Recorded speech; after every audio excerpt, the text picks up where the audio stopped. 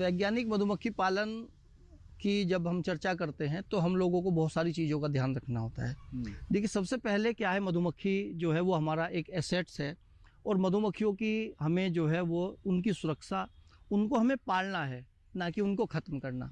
तो वैज्ञानिक मधुमक्खी पालन में सबसे पहले ये बात आती है कि बिना मधुमक्खी को नुकसान पहुंचाए जो मधुमक्खी पालन से पैदा होने वाले उत्पाद हैं, बी पोलन है, रॉयल जेली है, बी वेनम है, शहद है, मोम है, हम इनको मधुमक्खी को नुकसान पहुंचाए बिना या उनकी ज़्यादा से ज़्यादा बढ़ोतरी करते हुए हम लोग कैसे प्राप्त करें, ये वैज्ञानिक मधुमक्खी पालन है। ऐसा नहीं कि जंगलों से जैसे पहले तोड़ते थे, आप गए, छत्ता आपने काटा, जला दिया मधुमक्खियों को, तो वो एक तरह से क्रूएलिटी तो हुई है, एक तरह से निर्दयता तो हुई है। एक नेचर के बहुत अच्छे जीव को आपने खत्म कर दिया, जो हमारे लिए लाखों किलो अनाज पैदा कर सकता था, उसको आपने खत्म कर दिया।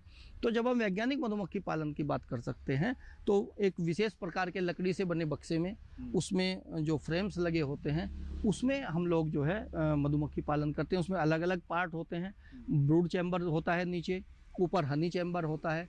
तो जो मैं यहाँ पे ये बात क्लियर करना चाहूँगा किसान भाइयों के, ब्रूड चैम्बर जो नीचे का पार्ट होता है जिसमें रानी मधुमक्खी रहती है, उसको ब्रूड चैम्बर हम लोग बोलते हैं, यानी कि उसके रानी बच्चे सब उसमें रहते हैं। तो उसमें जो शहद इकट्ठा होता है वो हमारे लिए नहीं होता, वो उनकी फैमिली के लिए होता है। हम लोगों के लिए मधुमक्खी जब हनी फ्लो सीजन होता है तो सुपर चैम्बर उसके ऊपर रखते हैं, मधुखंड भी हम उसको बोलते हैं। तो मधुखंड में जो शहद स्टोर होता है वो सरप्लस हनी होता है, क्योंकि मधुमक्खी को पता है कि ये 3 महीने 2 महीने का फ्लोरा का सीजन है, इसके बाद ये फूल खत्म हो जाएंगे, तो हम सरवाइव कैसे करेंगे, हमें भोजन कहाँ से मिलेगा। तो उस समय के लिए, उस ऑफ सीजन के लिए मधुमक्खी जो शहद लाती है उसको ऊपर सुपर चैम्बर में स्टोर करती है और उसकी डबल ट्रिपल प्रोसेसिंग मधुमक्खी करती है, क्योंकि नीचे तो रोजमर्रा के खाने में प्रयोग होता है, ऊपर वाला उसे पता है कि 6 महीने के बाद यूज़ होना है, तो उसको बहुत अच्छी तरीके से उसका मॉइस्चर परसेंटेज सेट करके, क्योंकि जब फूलों से नेक्टर लेकर के आती है मधुमक्खी तो उसमें 40% पानी होता है, फिर वो पंखों से हवा करती है और हवा करके उसका पानी कम करती है, रिड्यूस करती है। तो जब ये 17-18% पानी रह जाता है तब उसको मोम से सील कर देते हैं। तो जो वैक्स से सील कर देती है मधुमक्खी छत्ता पूरा, वो एक तरह से प्रिजर्व हनी होता है, नेचुरली प्रिजर्व किया हुआ मधुमक्खियों के द्वारा, और वो हनी 100 साल बाद भी आप खा सकते हैं।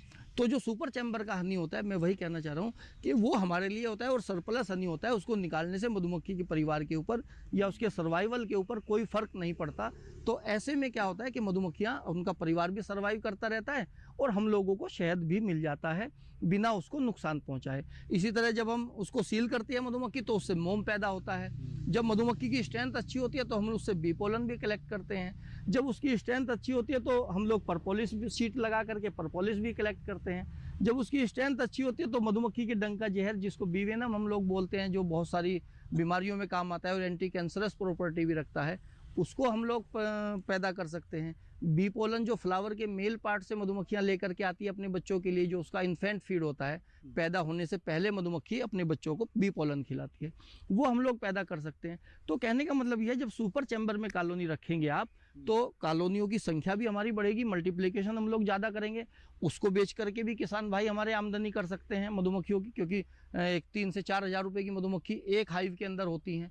तो आपने मान लिया 100 बॉक्स आपके पास हैं, आपने 100 बॉक्स बढ़ा लिए तो 3 से 4 लाख रुपए की आपको आमदनी केवल मधुमक्खियों के बढ़ने से हो गई। शहद और दूसरी चीज़ें, पोलन, ये दूसरी अलग रही। तो इस तरीके से जब हम सुपर चैम्बर में हम लोग बी कीपिंग करते हैं, सुपर चैम्बर से शहद निकालते हैं, तो हमारी कॉलोनियों की स्ट्रेंथ अच्छी रहती है, उनका स्वास्थ्य अच्छा रहेगा, तो मल्टीप्लिकेशन ज़्यादा करेंगे, ब्रीडिंग ज़्यादा होगी तो फिर मधुमक्खियों की संख्या बढ़ेगी। तो रानी मधुमक्खी हम लोग क्वीन रियरिंग टेक्निक से बढ़ा करके और अपने किसान भाइयों को मधुमक्खियों को दे सकते हैं।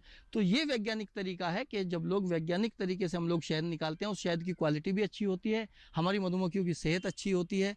मधुमक्खियों की सेहत अच्छी होती है तो पॉलिनेशन ज़्यादा कराती हैं, पॉलिनेशन ज़्यादा होगा तो हमारी खेतों की पैदावार भी बढ़ेगी और इधर शहद उत्पादन भी बढ़ेगा। मधुमक्खी पालन के बढ़ते क्षेत्र और अपार संभावनाओं को देखते हुए इसका प्रचलन शहरों में भी दिखने लगा है। जी हाँ, अब मधुमक्खी पालन शहरों में भी किया जा सकता है। शहरी मधुमक्खी पालन कस्बों और शहरों में मधुमक्खी कॉलोनियों को रखने की प्रथा है। इसे पिछवाड़े मधुमक्खी पालन के रूप में भी जाना जाता है। ऐसा कहा जाता है कि शहरी मधुमक्खी पालन गृहों में मधुमक्खियां अपनी देशी मधुमक्खियों की तुलना में अधिक स्वस्थ और अधिक उत्पादक होती हैं।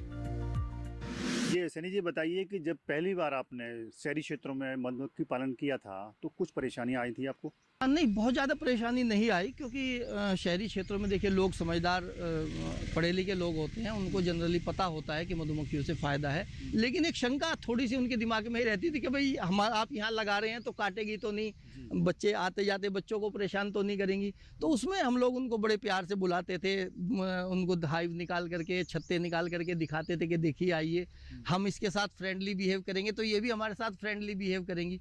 क्योंकि हम लोगों ने समझाया लोगों को कि नहीं, मधुमक्खी ऐसे हम इसके साथ दोस्ताना व्यवहार करेंगे, हम ऐसे ही उसके साथ हाथों में लेकर के और उनको जब दिखाते थे तो उन्हें लगे नहीं, ये तो बहुत अच्छा है। हम तो सोचते थे मधुमक्खी तो काट लिया तो पता नहीं क्या हो जाएगा।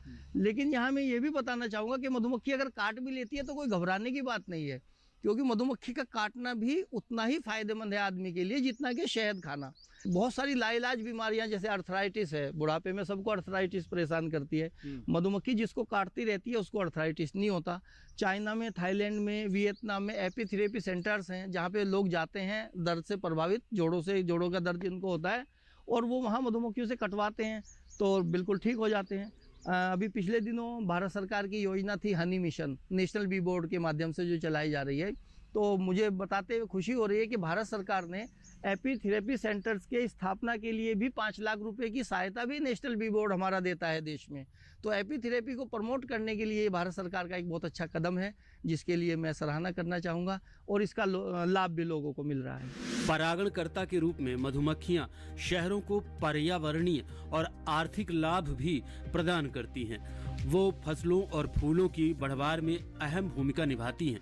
किसान भाइयों को बताना चाहूँगा कि ये जो हनी हमारा ये जो पूरा सील्ड किया हुआ है, ये हनी कॉम्ब भी एज इट इज़ भी सेल होता है इसको, क्योंकि ये जो सीलिंग मधुमक्खी ने की है इसको आदमी आर्टिफिशियली नहीं कर सकता। तो इसको पूरा कोम्ब ही पैक करके हम लोग 5 स्टार होटल्स में और अच्छे मॉल हैं उनमें जाता है, पूरा कोम्ब के साथ ही उसको चबा करके खाते हैं, छत्ते के साथ ही। तो उसमें आपकी गम्स की एक्सरसाइज भी हो जाती है और आपके दांतों के लिए बहुत बढ़िया होता है। तो प्योरेस्ट फॉर्म आपको खाने के लिए मिलती है, और लगभग 1000 से 1200 रुपये किलो ये एज इट इज़ बिक जाता है बिना निकाले।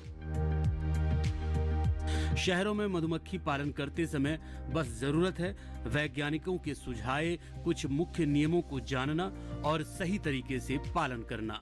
आप ये देखें कि जितने हम लोग अनाज फल सब्जी खाते हैं उसमें 80% पॉलिनेशन मधुमक्खियाँ कराती हैं, क्योंकि हमारी जो थाली सजती है, हमारी जो फूड चेन है, उसको सशक्त बनाने में मधुमक्खियों का बहुत बड़ा योगदान है। आप ले लीजिए जितने भी हमारे कुकरबिट्स फैमिली है, इसमें लगभग 30% तक हमारी पैदावार बढ़ जाती है। अगर मधुमक्खियों की उपस्थिति ना हो या पोलिनेशन ना हो तो आपका उत्पादन ही नहीं होगा। हमारे सेब, आड़ू, प्लम, नाशपाती, जितने भी ये क्रॉस पोलिनेटेड क्रॉप्स हैं, इसका उत्पादन 30 से 35% तक बढ़ जाता है। एप्पल में तो हिमाचल गवर्नमेंट और जम्मू कश्मीर गवर्नमेंट हम लोगों को पैसा भी देती है उल्टा, 1000 पर हाइव 1 महीने के पोलिनेशन के लिए। तो उसमें फ़र्क क्या होता है, मधुमक्खियाँ जब सेब के बगीचों में रखी जाती हैं तो फल का साइज भी बढ़ता है और नंबर ऑफ फ्रूट्स भी बढ़ते हैं पेड़ के ऊपर, तो दोनों तरफ किसान का फ़ायदा होता है। तो ऐसे मधुमक्खियों को अपना भोजन मिल जाता है और किसान की उत्पादन बढ़ जाता है। तो मधुमक्खी पालन मैं कह सकता हूँ कि एक तरह से 2 तरफ फ़ायदे का सौदा है, कि उधर किसान का भी फ़ायदा होता है, इधर मधुमक्खी पालक को शहद के रूप में उसका एक आजीविका चलाने के लिए शहद मिलता है। और शहद के साथ साथ जो हमारे दूसरे हाई वैल्यू प्रोडक्ट्स हैं, बी पोलन है, रॉयल जेली है, बी वेनम है, परपोलिस है, ये भी इनका भी उत्पादन मिलता है। तो कहने का तात्पर्य ये है कि हमारी समाज में, सोसाइटी को ये पता होना चाहिए कि मधुमक्खी हमारे लिए कितनी फ़ायदेमंद है। मधुमक्खियां अपनी सुरक्षा और अपने छत्ते की सुरक्षा के लिए डंक का उपयोग करती हैं, जिसकी वजह से मधुमक्खी द्वारा काटे गए स्थान पर बहुत तकलीफ होती है। हालांकि अब नई मेडिकल रिसर्च में ये पाया गया है कि मधुमक्खी के डंक का जहर मानव शरीर के लिए बहुत हद तक लाभकारी है। इससे कई तरह की दवाइयां बनाई जाती हैं जो बड़ी बड़ी बीमारियों में कारगर साबित हो रही हैं। क्योंकि मैं आपको ये भी बताना चाहूँगा कि मधुमक्खियाँ कभी आराम नहीं करती। जब से पैदा होती है 24 घंटे वर्किंग में रहती है, तो 24 घंटे आपके लिए काम करती है। हमारे लिए शहद अमृत जैसी चीज़ देती है, हमारी फसलों की पैदावार बढ़ाती है, हमारे फलों की पैदावार बढ़ाती है। तो मैं समझता हूँ आदमी को, मानव जाति को मधुमक्खियों के प्रति बहुत कृतज्ञता प्रकट करनी चाहिए, ताकि ये अच्छा जीवन को सर्वाइव करने में मधुमक्खियों का बहुत बड़ा योगदान है।